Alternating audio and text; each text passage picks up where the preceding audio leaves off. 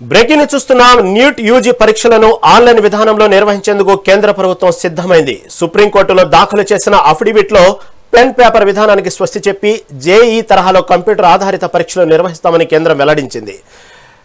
నిలేకని ట్రాన్స్ఫోర్స్ సిఫార్సుల ఆధారంగా ఈ నిర్ణయం తీసుకున్నట్లు తెలిపింది. నీట్ అక్రమాలపై సిబిఐ విచారణ కొనసాగుతుందని పేర్కొంది.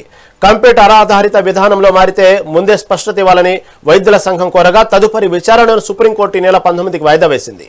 నీట్ యూజీ ఆన్లైన్ విధానానికి కేంద్రం సిద్ధం. సుప్రీంకోర్టులో అఫిడవిట్ దాఖలు చేసిన కేంద్రం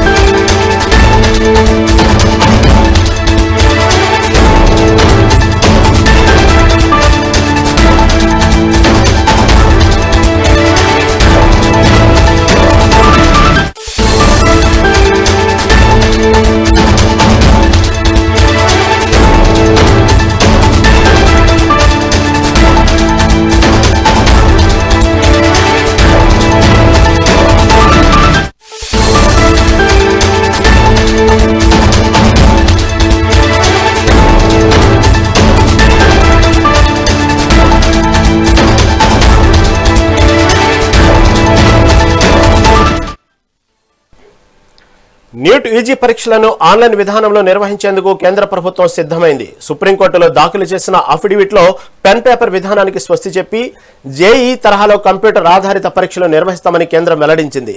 నిలేకని ట్రాన్స్ఫోర్స్ సిఫార్సుల ఆధారంగా ఈ నిర్ణయం తీసుకున్నట్లు తెలిపింది. నీట్ అక్రమాలపై సిబిఐ విచారణ కొనసాగుతుందని పేర్కొంది. కంప్యూటర్ ఆధారిత విధానంలోకి మారితే ముందే స్పష్టత ఇవ్వాలని వైద్యుల సంఘం కోరగా తదుపరి విచారణను సుప్రీంకోర్టు ఈ నెల 19కి వాయిదా వేసింది.